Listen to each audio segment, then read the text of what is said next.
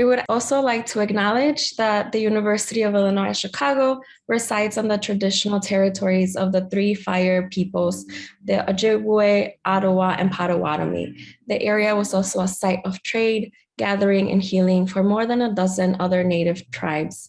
The state of Illinois is currently home to more than 100,000 tribal members, with the Chicagoland area being the home of one of the largest and most diverse urban Native communities in the US. By making a land acknowledgement, we recognize that Indigenous peoples are the traditional stewards of the land that we now occupy, living here long before Chicago was a city and are still thriving here today. As we work, live, and play on these territories, we must ask what we can do to right the historic wrongs of colonization and state violence, and support Indigenous communities' struggles for self-determination and sovereignty. Thank you so much. I will pass it over to our director, Rosa Cabrera. Thank you. Thank you, Jocelyn, and good afternoon and welcome everyone. I am Rosa Cabrera, director of the Rafael Cintron Ortiz Latino Cultural Center at UIC, or the LCC, as most people call it. Thank you for joining us in our Climates of Inequality online series. This is the second run of Climates of Inequality. Last fall, 2020, we presented local leaders working on environmental and climate justice in the Chicago area. And this fall, we are extending the conversation to ECJ champions from across the country and abroad. Our guest speakers are sharing frameworks and solutions that utilize a justice and equity lens to address the negative effects of climate change and exposure to toxic pollution that has disproportionately burdened communities where Blacks, Indigenous, and people of colors live. You can find the presentation videos for both seasons in the LCC website. I believe that they will be putting their link in the chat at some point. And so I just want to provide a little bit of context here to get the presentation going. Hurricane Maria made landfall in Puerto Rico 4 years ago, while people in the island were still coping with the aftermath of Hurricane Irma. And all of us from afar watched the destruction of homes, roads, and bridges, the failure of their electrical power, the shortage of food and clean water, and the lack of access to hospitals and many other necessities that are essential to human survival and certainly crucial in coping with the aftermath of climate disaster. We also watched the failures of governmental response that left people on the island to subsist on their own. 4 years later, Puerto Rico is still recovering from a collective trauma that has been intensified by the coronavirus. So today's program will underscore the strengths of community response and the significance of mutual aid as a form of resistance and solidarity in the aftermath of Hurricane Maria and during COVID-19. The presenters draw on their own experiences living in Puerto Rico and voices from local residents who are part of an oral history project called Mi Maria, Surviving the Storm, Voices from Puerto Rico. And this is the book that will be raffled at the end of the presentation. So you want to stay around to be able to participate in the raffle. Before we start the presentation, a few shout outs are in order to our Climate of Inequality partners, the Humanities Action Lab, where the Climates of Inequality project resides, and organizations Alianza Americas and Little Village Environmental Justice Organization known as El Vejo. To our co-sponsors, the UIC Sustainability Fee, Global Migration Working Group, Latin American and Latino Studies Social Justice Initiative, the Department of Anthropology, CIMAS Project, Freshwater Lab, Great Cities Institute, Honors College, Las Ganas Project, and Museums and Exhibition Studies. And to the students panelists in my environmental and climate justice class, Emma Costa, Carla Luna, Alejandro Morales, and Leslie Bisuet. The presentation will be for about 30 minutes long, followed by a short conversation between these students and our guest speakers. And people who are participating can put questions on the chat and comments, and we might have time to at least go through some of those.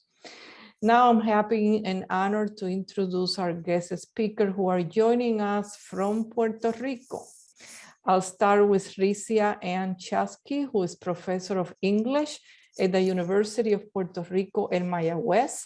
She's the director of the award-winning mass listening project, Mi Maria, Puerto Rico after the hurricane, and currently serves as a research fellow on 2 Mellon Foundation-funded projects, Climates of Inequality at the Humanities Action Lab, where I have had the pleasure to work with Ricia in the past 3 years.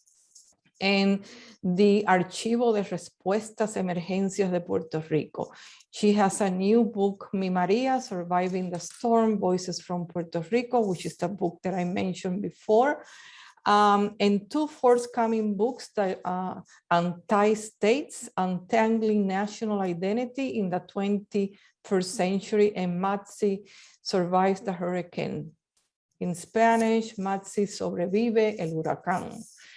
Professor Chansky has recently won awards from the Modern Language Association, the National Endowment for the Arts, and the Oral History Association, and was recognized by the Simon Wiesenthal Center and Museum of Tolerance as a global human rights leader for her work in environmental justice. We are also very excited to have 2 graduate students from the University of Puerto Rico in Mayagüez, Natalia Betancourt Malave, who is currently a master's in arts student in the English education program. Her academic interests center on minority representation in the media, particularly television, and how the intersectionality of race and gender is presented and performed. The second student is Aleyshka Quintana, who has a BA in English with a minor in writing and communication, and is currently working towards a master's in English education. Welcome to the program, Ricia, Natalia, and Aleyshka. We are so looking forward to your presentation and conversation with the ECJ students and all of us. It is all yours. Thank you so much, Rosa. I appreciate very much your friendship and collaboration over the years, and it is my great pleasure to be here with you tonight. I'd like to thank the Latino Cultural Center for hosting us, and I'd like to specifically say thank you to Jocelyn for all of her work to set up this project. And I'd like to say thank you to the folks over at the Humanities Action Lab who have put together a really unique project that support all of us being able to work together as we all fight for climate justice. I want to mention 2 things before we start. The first is that we're in the middle of a disaster capitalism episode in which our electric utility has been leased by a private corporation, and that has triggered massive rolling blackouts. So we hope that our electricity and internet holds tonight. If it doesn't, we'll hop back on, and please excuse us. The second thing that I want to say is that we will be referencing some stories of trauma, and we want to say that up front so that if this is not quite the right time for you to listen to stories of trauma, you should feel free to duck out at any moment. We certainly understand after having lived this and shared this for many years that sometimes it's a little much to hold. I'm going to share my screen now, I hope, for a PowerPoint, and I'm hopeful that this is something that I can do with ease, and it looks like we're good to go. I'm going to start by giving an overview of our project, the first stage of our project, which is called Mi Maria, and the second stage of our project, which is called Sheltered in Place. And then Natalia and Aleyshka are going to talk a little bit about some of the cool and exciting things that they're doing in the program. And then we're going to circle back to me for a second so that I can introduce a secondary part of the project. And then again, Aleyshka and Natalia will walk you through the cool things that they're doing.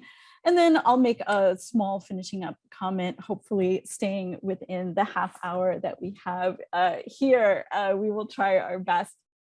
So tonight's presentation is called Everybody Eats, Stratified Disasters and Food Insecurity in Puerto Rico. Rosa, I'm very grateful for you for setting this up so nicely because I can cut just a little bit that I was going to say here. Hurricane Maria made landfall in the Puerto Rican archipelago on September 20th, 2017.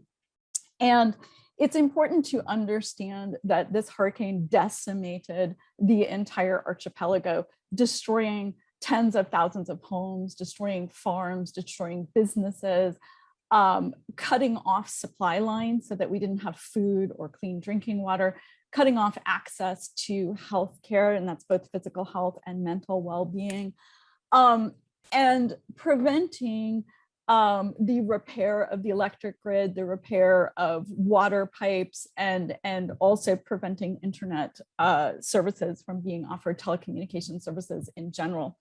So when we began at our campus, and this is the campus that the three of us are at now and that we were at after the hurricane, that meant that when courses resumed just over a month after the hurricane, they resumed in part to continue our studies, but also in part to provide services and safety for people.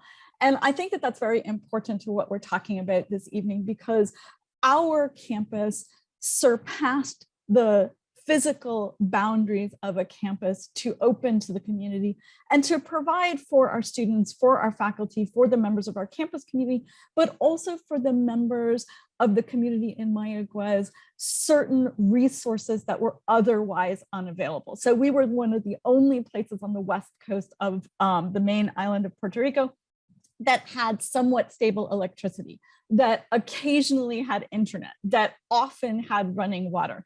But we were also a place in which people could acquire clean drinking water, could acquire food, and could acquire basic medical care. And so I think that that's important for us to recognize that the university became a hub in that disaster. One of the things that the university asked faculty to do after we returned to campus was to have students fill out a material needs form. What is your status? Do you have food? Do you have clean drinking water? Do you have a place to sleep? Are you injured? And because my area of study is autobiography studies, and what I have done in my career is consider the ways in which people tell the stories of their life, I invited students to add to this questionnaire about material conditions some part of their personal story of Hurricane Maria, and I called it Hurricane Memoirs. This was ungraded, it was voluntary, it was in no way mandatory, it had nothing to do with a grade. I was simply saying, because of what the urgency of what we have had to do after the hurricane, perhaps you haven't had a chance to lighten your load and share part of your story. So I opened the door for that. I was shocked to receive over 100 hurricane memoirs. The majority of them were written on paper with pencil, and I read them by candlelight because it would still be long months before we had electricity. I warned you that you might feel emotional about some of the things we say tonight, but now I warn you that I might feel emotional about some of the things I say tonight. I read stories of students who were in homes in which the roof peeled off in the hurricane and flew away, and people's possessions flew after them. I read stories about people holding on to their grandmothers and crying for hours as the hurricane raged outside. The words screaming and crying were repeated again and again. One student described the experience as living in a post-apocalyptic movie after the bomb has gone off. I finally came to the narrative of a student named Alejandra, and Alejandra told me that the saddest part of her life was watching her neighbors dig 2 graves in their backyard because family members had passed away after the hurricane because the electricity remained off and the hospital remained closed. So these family members had medical conditions that were fully treatable under typical circumstances, and they had passed away because in the aftermath, aid was not forthcoming, support was not forthcoming.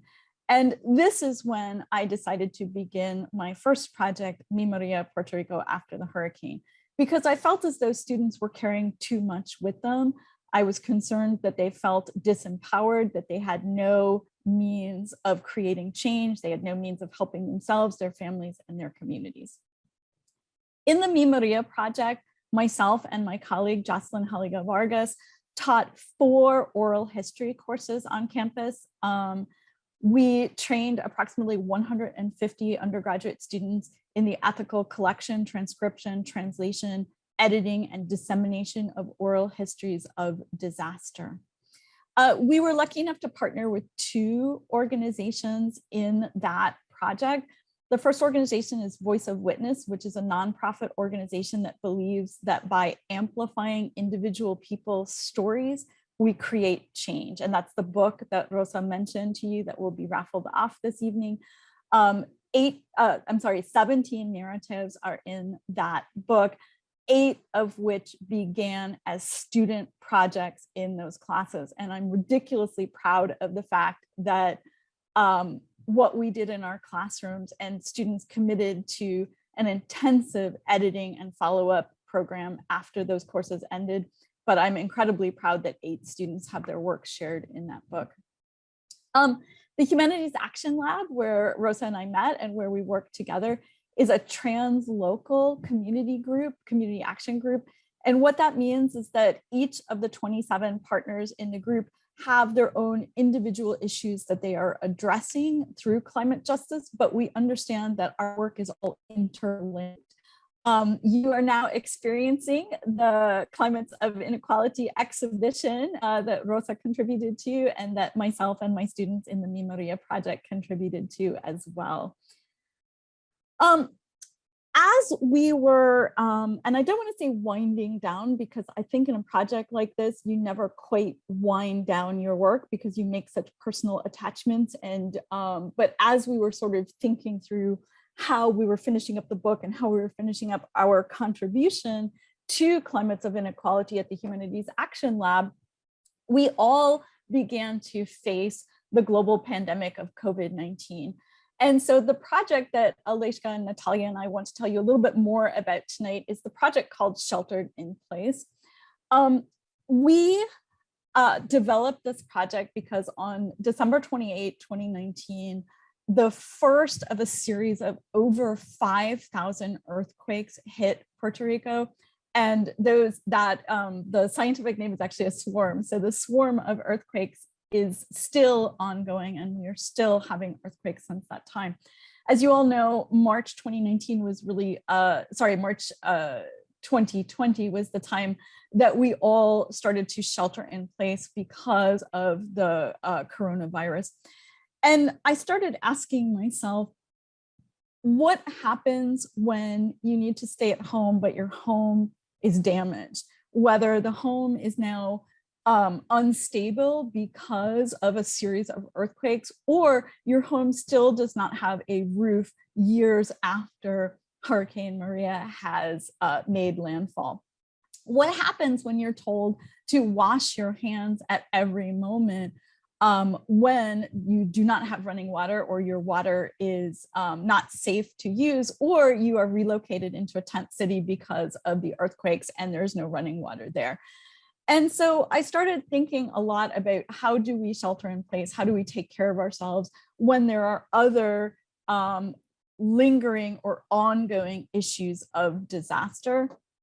And so I started to ask the question, what is a stratified disaster? What does it mean to experience one disaster when you're still experiencing another disaster and then a third disaster comes? But in our case in Puerto Rico, and I would venture to say that this is the case for lots of folks, there are other stressors on the system. one of the stressors for us is that we have a colonial relationship with the United States. The United States decides what relief goods pass to us, what means of mitigating disaster are enacted in the archipelago. And that's tied very closely to systemic racism that decides whose stories and whose lives matter and how that relationship to community is built. One of the things that is very important to understand in our situation is that because of the colonial relationship with the United States, an act was passed in the US Congress that's called the PROMESA Act. And the PROMESA Act instilled an external fiscal oversight and management board in Puerto Rico. And how that board has decided to oversee economic well-being in Puerto Rico is by enacting austerity measures that have triggered a humanitarian crisis. Cut down on medical services, cut down on social services, cut down on educational services, cut down on anything that is for the well-being of the people. And so it's important to think that as much as we have the natural disaster of the hurricane, we have the disaster of the earthquakes, we have the global pandemic of COVID, all of this is happening within an economic depression that is triggering a humanitarian crisis because of these austerity measures. So when I'm talking about stratified disasters, I'm talking about one on top of the other, on top of the other, and how do we think about that? And obviously these issues intersect as well, and there's important intersection to think about. But I like the term stratification because we're talking about human beings and the weight of what is placed upon human beings. How we've decided to move forward in this project is trying to understand how people eat. When we look at the oral histories that we gathered in the Memoria project, we saw 4 main threads. Our 4 main threads were potable water, that people could not get clean drinking water, did not have access to clean drinking water. In addition to that, food insecurity became a very important issue because our supply lines were broken. Hurricane Irma, that was 2 weeks before Hurricane Maria, did make landfall in Florida. 87% of the food in Puerto Rico is imported, and the majority of that comes through a single port in Florida. In addition to that, the majority of our farmland was destroyed in Puerto Rico during the hurricane. The majority of our livestock was either destroyed in the hurricane, or a very strange phenomenon happened in which livestock could not give a live birth for months, and in some cases up to a year after the hurricane. In addition to that, grocery stores were destroyed, or grocery stores could not receive goods. We had instances in which FAMO did not coordinate with communities on the ground. And so the distribution of goods was based upon an external map of where people assumed food was needed, rather than in collaboration with folks on the ground who could see where food was needed. So this is something that became very interesting to us on the project because there are different needs, right? So the needs that we have in the aftermath of a hurricane is to get healthy food to people, sometimes in remote areas, sometimes in places that other folks couldn't reach. But under the COVID pandemic, we had a need to be physically distanced from the people we love, the people we care about, the people that we saw in need, especially our elders. And so we started to think about this need for food, and we started to think about how do we adapt. And we are in the process of looking at some pretty amazing mutual aid organizations, some of which were in existence prior to the hurricane, most of which came up during the urgency after the hurricane. And then instead of saying, okay, we're done, let's finish, said, wait a minute, we have new needs. How do we adapt for the earthquakes? How do we adapt for COVID?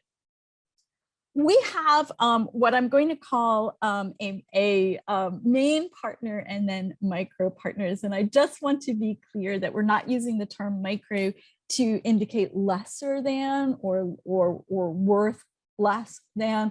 Micro partners in the sense that we're meeting with them for a certain amount of time, where we do have one major partner that we're spending the majority of our time with. Our major partner is Come Colegial, and Come Colegial is led by a woman named Lucy Serrano Gaston. And Aleyshka and Natalia are going to tell you a lot more about Lucy in just a second. But Lucy is a person who saw that at the beginning of the economic crisis, students were having to choose between rent and tuition, and between food and tuition. And we had a really terrible moment on our campus when we came across a group of students sleeping inside one of the buildings because they couldn't afford to both go to school and pay for shelter or food. Lucy stood up at that time and Lucy said, this is unacceptable, and I'm going to start an organization to feed students. Before the hurricane, and I'm going to get emotional over this again, before the hurricane, Lucy and those of us who were working with her were feeding approximately 101 students. After the hurricane, there was open enrollment and they had to end at 1,104 because they simply ran out of food. And so this is an organization that was in existence before the hurricane. It was created to address the economic need. It adapted to feed folks after the hurricane, and then it shifted again to create boxed meals to distribute. So what we're thinking about here is how did Come Colegial respond to Hurricane Maria? How did it respond to COVID? And how did it evolve? Because it is now a model that's being incorporated at all 11 campuses of UPR and beyond the campus.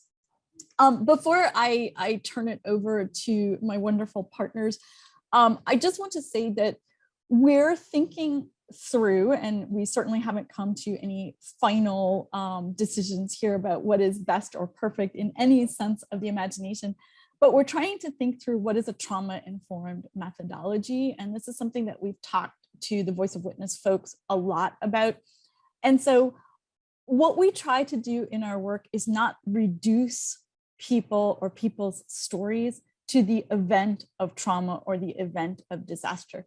We try to get a whole life story. And I know that that would be exhausting and impossible if we said, tell me every single thing in your life up until this moment. But what we try to understand is the trajectory that led a person to the place that we're studying.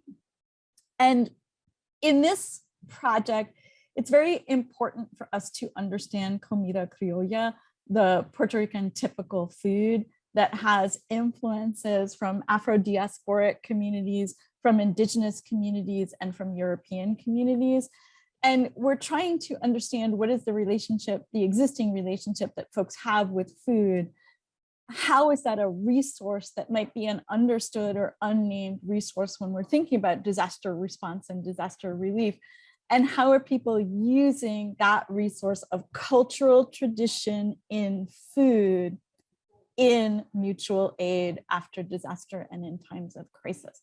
So I'm sorry that I talked that long, and I will now turn it over to my wonderful partners who will tell you a little bit about what they have learned so far from Lucy Serrano Gaston's whole life story before she founded Come Colegial and how that leads into her mutual aid organization. Thank you so much, Dr. Chansky. So, oh, can you go back? Thank you. There you go, sorry. It's okay. So on our first interview with Lucy, we discussed with her background with food, and particularly how her relationship with food began. What were her first memories of her favorite food, or her first memories actually making a recipe with her family. And she described how basically every meal in her home was prepared with a family effort, meaning that everyone had to participate in one way or another. However, for this, I want to discuss her experience making the traditional Puerto Rican Christmas dinner, because it is a tradition that is shared by many families throughout the archipelago. And by talking about this tradition, I mean making the food from scratch. And as Lucy says, every Christmas, her family would kill a pig and then use every single part of it to prepare the Christmas meal. That pig is used to make pasteles, morcilla, and even as a child, Lucy knew the progress of how to make all of these processes. She found the entire ordeal of making morcilla particularly very grotesque and explained how traumatizing it was for her to first listen to the pig being killed and then having to clean everything up and the entrails, including the feces and the blood that came out of the intestines. And she later explains that she couldn't even eat the morcilla afterwards because she could remember the process and be disgusted by it. She would later, as she grew up, make up excuses to be out of the house when this was happening so that she wouldn't have to deal with those parts of the tradition. Thankfully, however, her niece loves this tradition and continues it with her grandparents, Lucy's parents. And now that Lucy's parents are elderly people, they cannot raise the pig themselves or kill it themselves. So they actually pay someone else to do this part of the process for them. And so that process takes about a year to happen. And so that's why it's a Christmas tradition. And so pasteles, morcilla, and even lechon asado are some of the dishes that can be made from a pig, just for different multiple meals. And so this is a good example of how a tradition itself began as a measure to ensure food security for everyone in a community. Second, on the topic of tradition, Lucy mentioned el aguinaldo, which is a big tradition for her and her mother does it every year around the same time, Christmas time.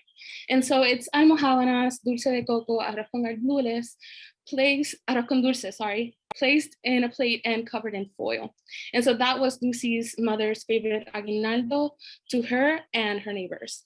Lucy, however, is a lot less traditional with all of this, and she does it whenever she feels up for it or when she has some antojo or a special desire for any of these sweets.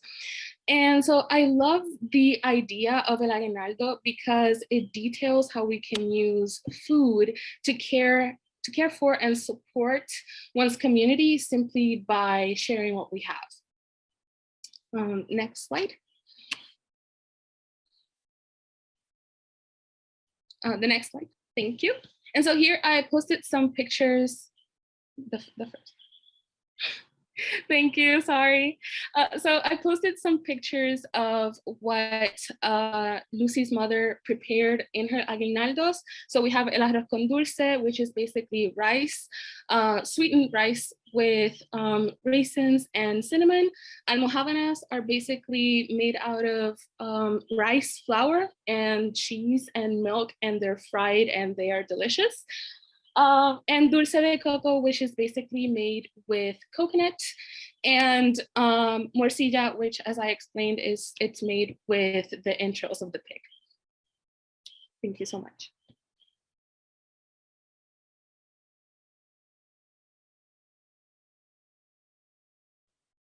Okay, so thank you. Can you hear me?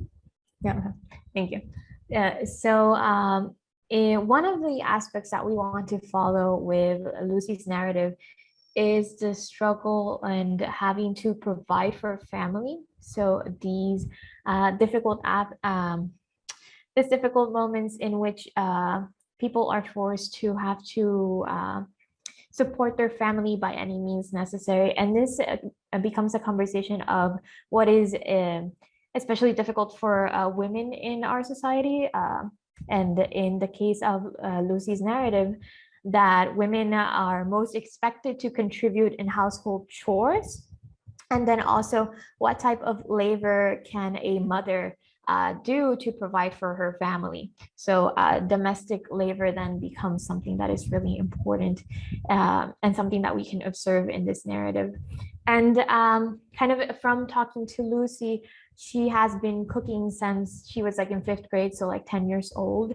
And that this involves like a process of having to set up the cooking process for her mother to come home at 5 p.m. after she works in the factory.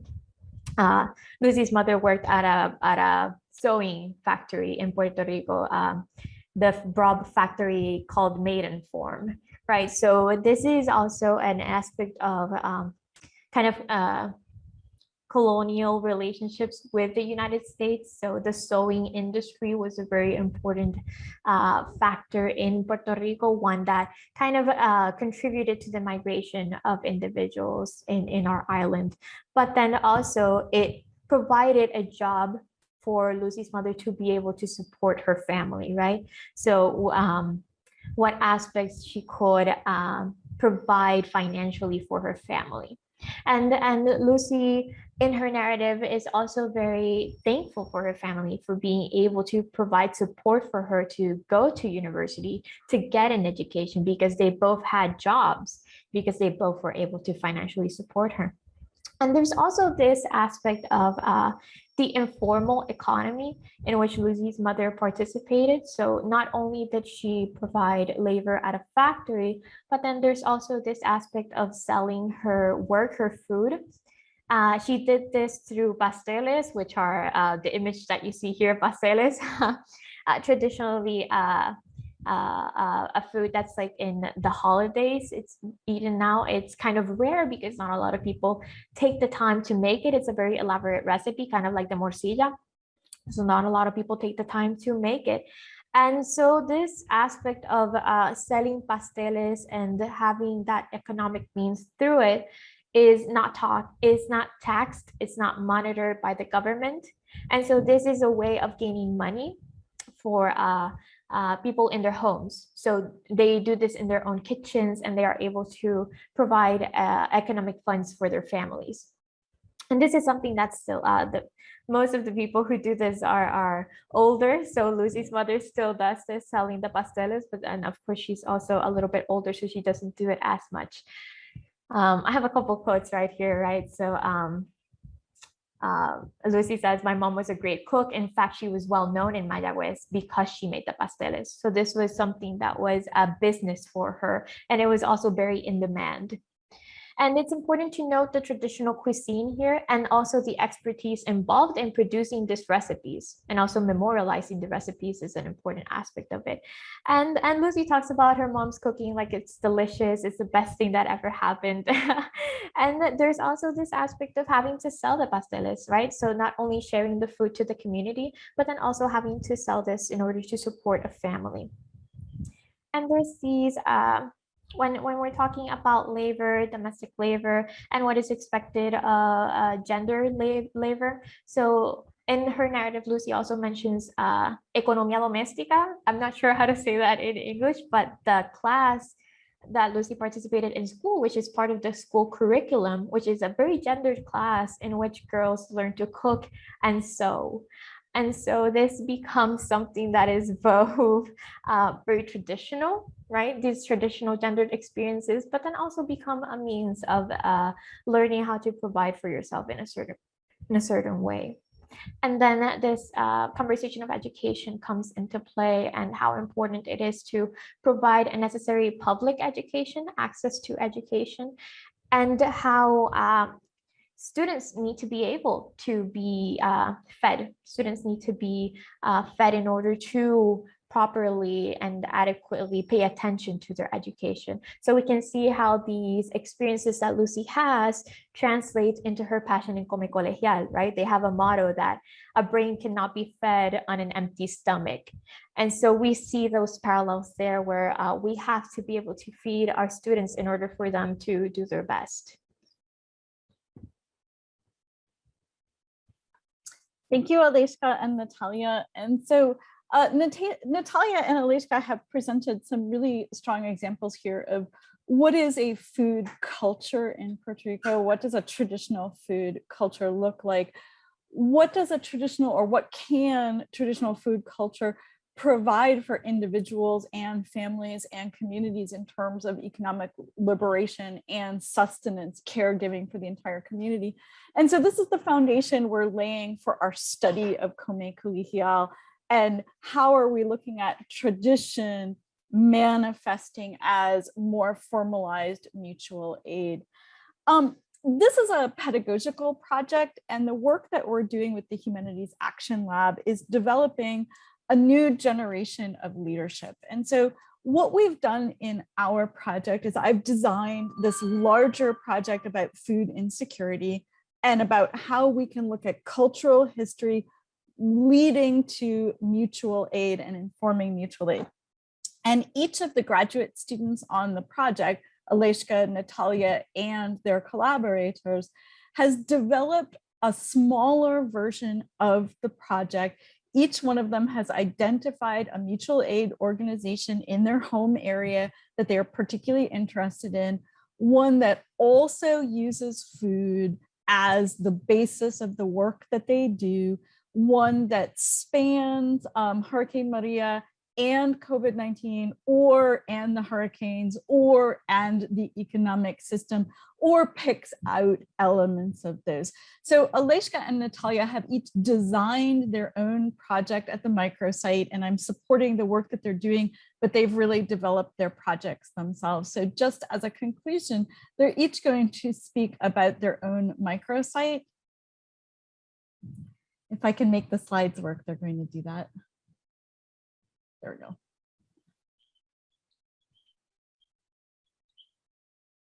Okay, so I focused on community access to local produce. And so when choosing the microsites, we were looking into local organizations that were helping secure or were helping provide food security during the pandemic. And so around the same time, my mom began volunteering at her church, Espiritu Santo in Toa Baja, and she was helping them distribute boxes of food to the community. And so this food was provided by the local government.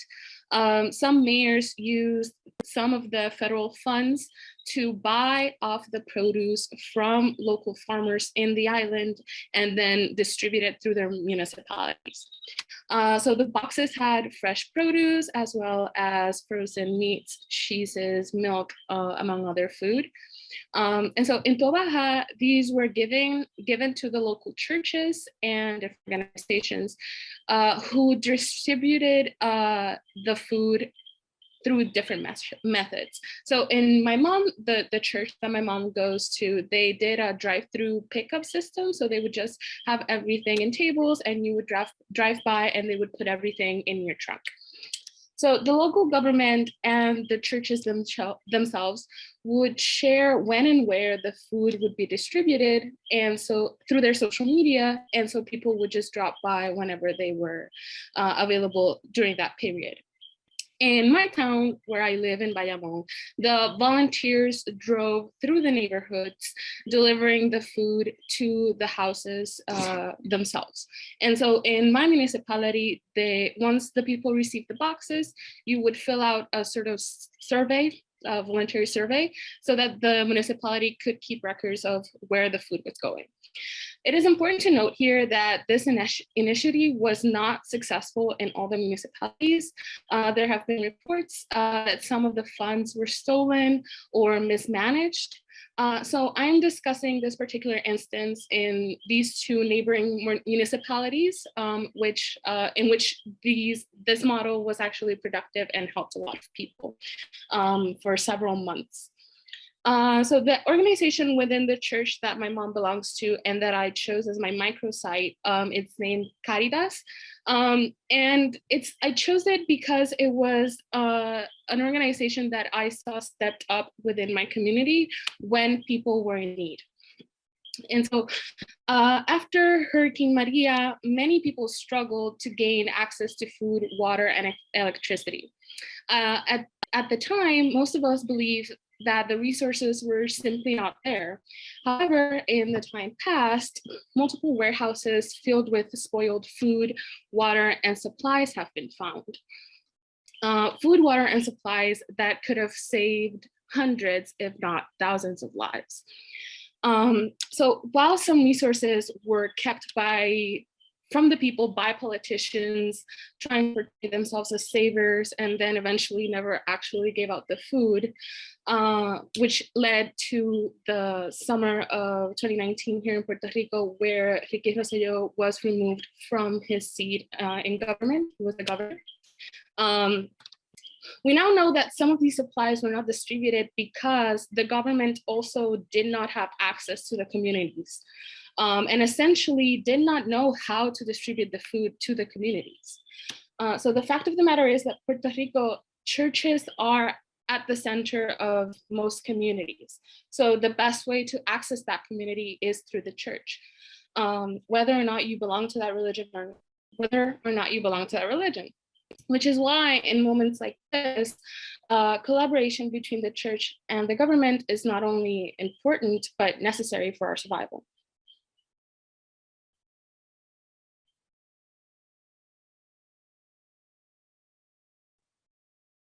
Okay, the organization that I identified in my town of Mayagüez, right, is called Alacena Feminista, which translates to the Feminist Cupboard. And they call themselves a space that seeks to eradicate and combat low accessibility to food and items which are basic necessities in Mayagüez and the surrounding areas. And so this group was built on the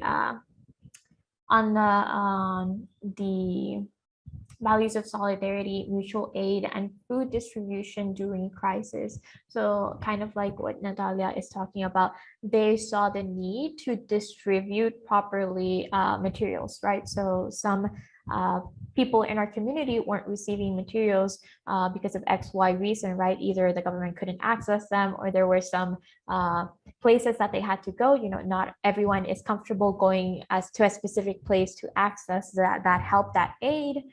And so the feminist cupboard, right, La Alacena Feminista, they kind of built this space in the urban area, right? So they took an abandoned municipal area. This is, if you've ever been to Mayagüez or if you've ever been to an urban area in Puerto Rico, you know that there are a lot of abandoned stores, a lot of abandoned structures.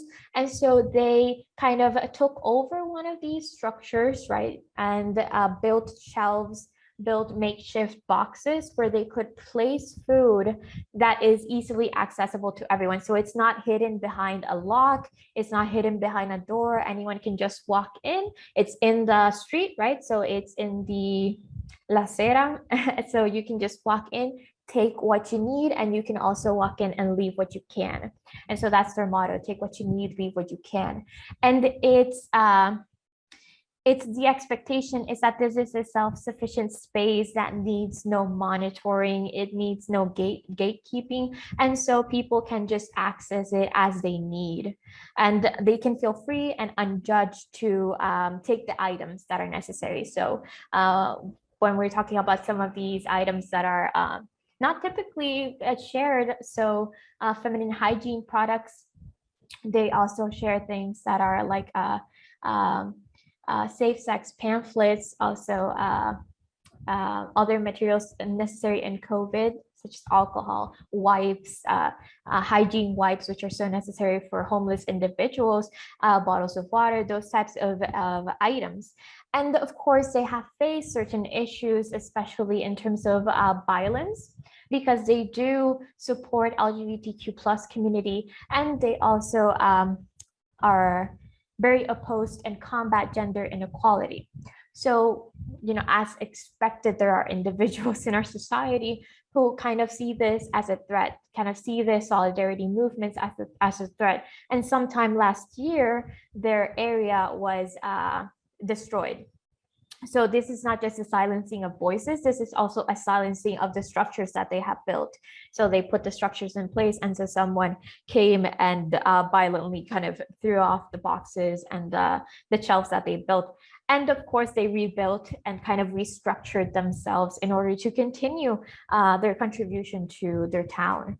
And so when I kind of spoke to them, right, I was emailing back and forth, and they had a message, which I'm going to share with you, of kind of what is their model, what is their goal. And so, quote, natural disasters have afflicted Puerto Rico in the last few years, and we take the opportunity to denounce state negligence. We have firsthand experience with community members with the intention to redistribute non-perishable food, hygiene products, and other essentials to the community. Having said this, our work includes the feminist principle, which affirms that the personal is political, meaning we contribute to the expansion of holding the government accountable for their negligence and their task to fulfill the needs of oppressed citizens. So here we see the sentiment, right, end quote. Here we see the sentiment of distrust in the government, distrust in the government's ability to effectively distribute items, and how people in the community need to be in conversation together in order to properly distribute and kind of process these aspects of social aid.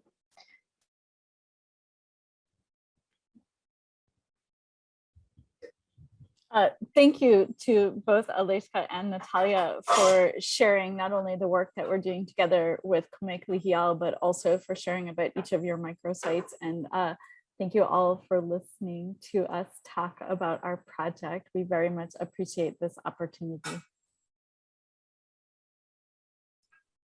Yes, thank you, Ricia, Natalia, and Aleyshka, for sharing with us those incredible accounts and the projects that the students have been very creatively put together. I think that we have a few minutes for the students to pose some questions to the three of you. So let's use their time, please. Who wants to start? I can go first. Thank you all for sharing. I have a lot of questions, but I guess because of time, I'll kind of make it a general one. Do you receive a lot of hesitancy from community members to participate in your projects, or are they super open to participating? Yeah, that's a fantastic question. Thank you very much for asking that. From my perspective, folks are absolutely thrilled and energized to have an opportunity to speak. And I think that for me, that's about intergenerational, sorry, it's a little bit late for me, intergenerational colonialism, and this idea that people are silenced year after year and people are not encouraged or allowed to participate in public discourse. Natalia or Aleyshka, do you want to talk at all about, Aleyshka, you just kind of, we wrote together an email and you sent it out cold with no previous contact. Do you want to talk about the response that you had? Yeah, it was absolutely unexpected, the quickness with which they respond, because also we're in kind of a crisis right now that they're responding to, right? So there's this law kind of happening, kind of trying to destroy public education, the pensions of workers and that kind of stuff. So they are directly involved in the university and trying to help students that are in the university protesting. So I really wasn't expecting that quick of a response from them because they are out there kind of doing their job. And it was very active, and they really have a hold on how they explain their project and the necessity of their project. And so I think that they were just eager to kind of begin a conversation, kind of start a conversation with others so that people can also start this mutual aid kind of systems all over the island, hopefully. So in my experience, it was a little bit more casual because I actually know the members of the organization, but everyone has always been really willing and open to speak with us and share their experience. And if I ask, do you know someone that might have had an experience like this, there's always someone that has been willing to talk to me. And to add to what Dr. Chansky was saying, I also feel that there has been a sort of neglect from the government that has happened since Hurricane Maria, that it really just left the people wanting to be heard. And so just us giving them the opportunity to have a platform where their voices can be listened, I think that it really helps them and sort of motivates them to participate. Yeah, and just to add to that, I think Natalia is a really beautiful example of why this project works so well, because every student is asked to think about what connection they want to pursue. And I would say 95% of the students involved in the project say, I want to go to my home community. And so it's not necessarily a person who doesn't know anything about the community, doesn't know anyone in that community walking in saying, hello, who would like to talk to me?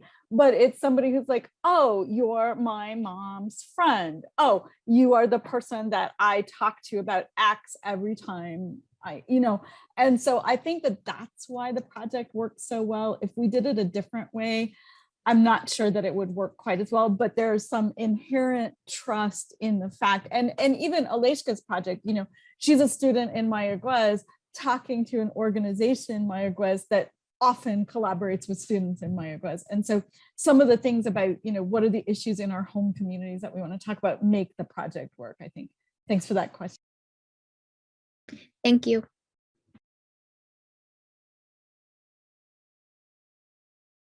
Yes, thank you so much for the presentation, Ricia, Natalia, and Aleyshka. I'm just curious about how did you manage, or how did you deal with this relationship between the emotional thing and how this emotional issue could intervene in the way action is taken, and how the community did also talk about that. Thank you. Yeah, Alejandro, that's such a good question, and I don't know that we can successfully answer it in one conversation. You are very welcome to come over for coffee and talk with us for a couple of hours. I'm going to give an answer, but I think that Aleyshka and Natalia probably have better answers to this. I think that we're very much together, and we're very much focused on trying to take care of each other and trying to support each other. And I will freely admit that I'm a crier and that this work makes me cry.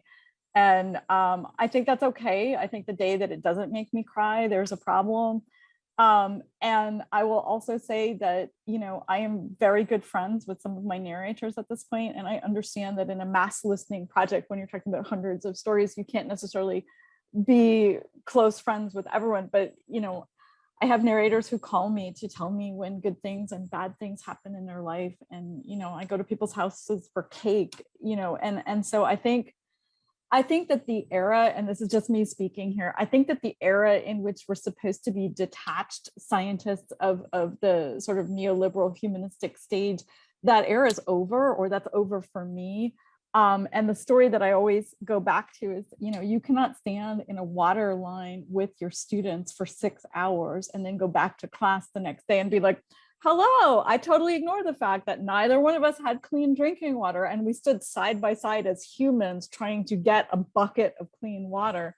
And so I think that recognizing that we're all human, and recognizing that that means that we all have complex emotions and that we're co-participants in a communal trauma is really important. And I actually got into a little disagreement with a scholar who was saying to me, if you're emotional about the work you're doing, you shouldn't be doing that work. And I 100% disagree with that. And I do believe that when we're personally invested in our work, we do a better job. And when we're talking about solidarity and mutual aid and community-oriented work, it's important to have those human connections. Aleyshka and Natalia, do you want to respond? Well, at least for me, like Dr. Chansky said, the best part of it has been able to have the support of my teammates with me. For example, in our interview with Lucy, she made a comment that really affected me personally and made me cry during the interview. But I was so lucky that I had Aleyshka there with me, and she completely picked up and she kept going with the interview as if nothing had happened, giving me the opportunity to sort of compose myself and come back to that. So I would just say the support of the team it's what allows me to do a good job. in this. Thank you for that, Natalia. I have to say also the support you've given me. I love it. And interviewing Lucy was also a very emotional part for me because I am someone that has been helped by her organization. I'm about to cry right now. So this dress I have on actually was given to me in Come Colegial. They have given me money for shopping and a bunch of stuff. It's just, the work she does is amazing. And I'm just so happy that we get to interview her, that we get to memorialize her work. I'm sorry. Aleyshka, we love and support you, and we are very proud of you. And we are absolutely delighted that this project can help all of us give back to Lucy, who is an amazing, amazing human.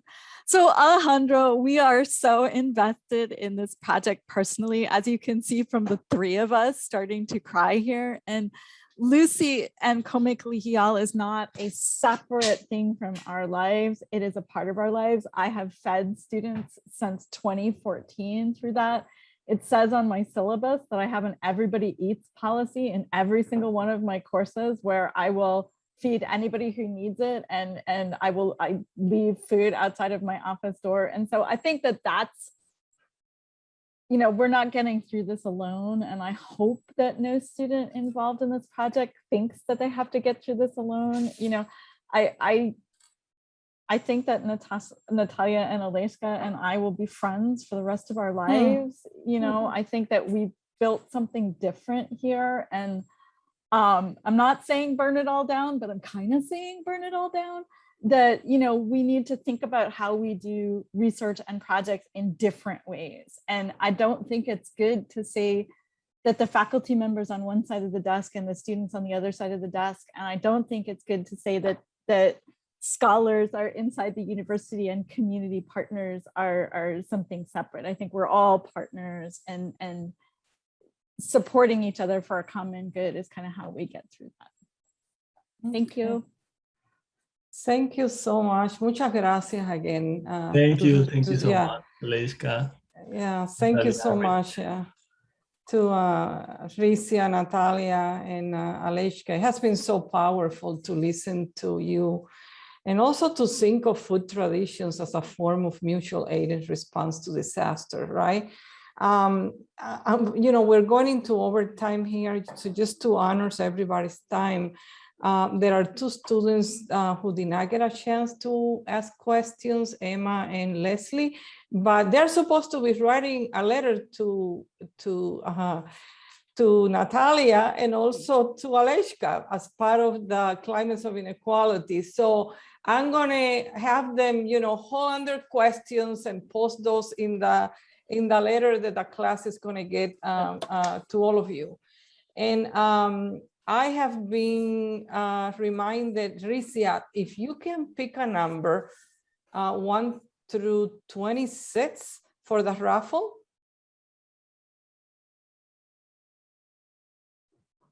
23. Okay. That's my mom's birthday. Hi, Mom. Thank you for picking 23. It looks like the person who won the book raffle is Nancy Morales. So yay for Nancy. We'll reach out to you after the program. Congratulations, Nancy. I hope you really enjoyed reading the book. It's fantastic. Just want to give my thank you to the student panelists, the LCC staff, the Humanities Action Lab. They were hosting the webinar, and all of you for listening, for sharing a space with us today. Curiosity for the life of our friends in Puerto Rico, and also for sharing purpose to build and sustain collective power, right? And action to tackle the climate emergencies that is harming communities locally, nationwide, and worldwide. I hope you can enjoy us in our final Climates of Inequality presentation, which is scheduled for Wednesday, November 10th at 4:30. And this will be with guest speaker Maria Lopez Nunez from Ironbound Community Corporation in New York, and they're also partners in Climates of Inequality. And you can register in the LCC website for that particular presentation. So again, thank you to everyone, and have a wonderful evening, and stay warm because it's getting quite cold in Chicago now, unlike in Puerto Rico, right? And thank you very much from our team. We really appreciate your engagement. And I know that I talked a little too much. And so if you do have a question that didn't get asked, please feel free to email us. We very much are very happy to talk to anybody who would like to.